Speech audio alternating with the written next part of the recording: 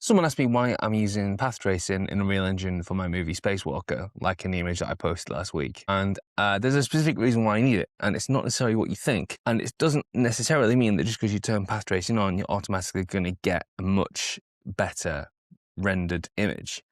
There's a specific reason why I'm using it, and there's also a specific reason why I can't use it in the rest of the film. The film is Spacewalker. It's an Unreal Engine movie. I'm MX Bell, and I'm going to talk you through what I'm doing on that movie, and this is the diary for week 5. My name's MX Bell and I work on all these things, and I'm here to teach you how to make films in Unreal Engine. Welcome to Realtime Workflows. Welcome back to Realtime Workflows. Obviously, it is the summertime, it's lovely here, and I do not want to sit in my office. So I've been sat here for the weekend writing Spacewalker. I can't really show you the script pages because it's not really great content looking at script pages. So Stonefield left me a comment, and I thought we'd talk about that. So he said something quite sarcastically, really, I think. He said there was some attitude, a bit of sass to it. I suspected. He can correct me if I'm wrong. He was like, why are we path tracing then, Martin? And that's because previously we had, he left a comment asking me about render farms and for Unreal Engine. And I said, being a little bit facetious and a little bit sassy myself, said, why would you need a render farm when it runs in real time? Which is kind of true, except that you can turn up all the settings and you can make renders that do take a long time in Unreal Engine. I replied to his comment and I said, why do you need multiple machines when it's all running in real time? And then so he's quite right to point out that, well, it's not real time if I'm using path tracing, therefore what am I doing? So there's a reason why path tracing in space won't work, and at least not without a bit of cheating. And if you're cheating, what's the point in path tracing fully?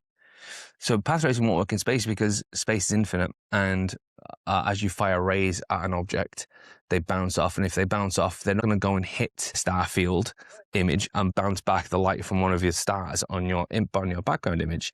And therefore, you're getting back light data that isn't actually there. So really, like path tracing, light tracing, ray tracing, it's for interiors, it's for places where we want to simulate the bounced light. And in space, there's very little bounced light. There's nothing to bounce it around. However, with Spacewalker, because of the water on its face, I want to be able to accurately reflect the refractions. And so that's something that path tracing is really useful for. And therefore, for that specific shot, path tracing is the right idea. For the wider film, on shots where there's water, I suspect what I'm going to have to do is path trace a water pass, and there'll have to be a composite done on the actor's head.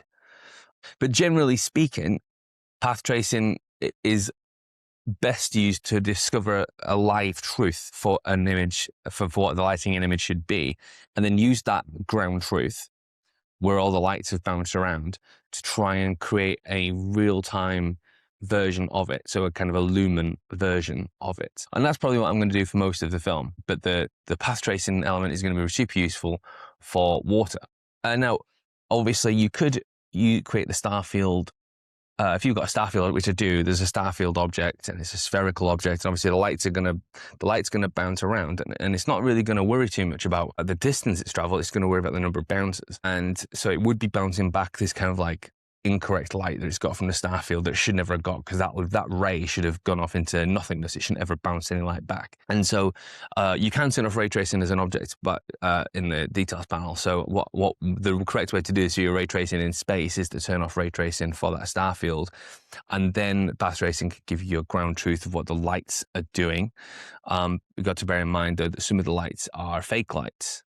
Some of the lights that are used, so you need to figure out which ones shouldn't be contributing because they're already fake. So, for example, the HDR, that's the HDR lights, like a skylight, that's faking ray tracing.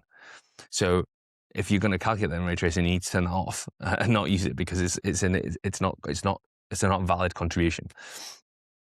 So we can do that stuff, and then we can get a ground truth and figure out what the lighting should look like. But lighting in space is fairly simple because there's only one real source of light, and that's the sun.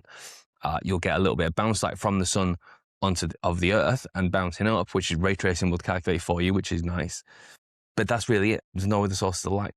Maybe the ones on his helmet. He's got little lights on his helmet and the artificial lights. But, you know, again, you're in space, so there's no bounce. They're not going to bounce anywhere. They're just going to hit the object, bounce off and go into nothing. So they're not going to return any light. That's what a ray trace light does. It goes off, bounces, it goes and it fetches back a light color and a light intensity that it's going to bring back and add to the light. So yeah, it's a mixed use ray tracing with Spacewalker. It will be useful for some things, but certainly most shots will be a Lumen based lighting solution straight out of Unreal Engine.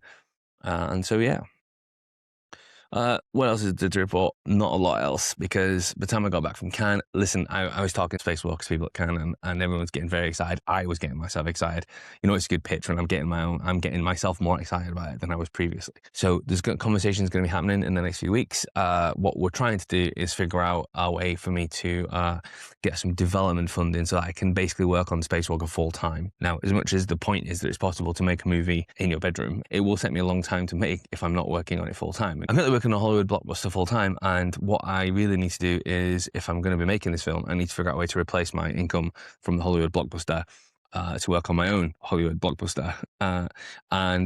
So I'm currently involved in trying to figure out ways to raise a few quid, not a lot of money, but just a few quid, so that I don't have to do the work on the blockbuster superhero movie, and I can work on this. And so my time has been largely split between working on the script and working on avenues of revenue to fund the movie.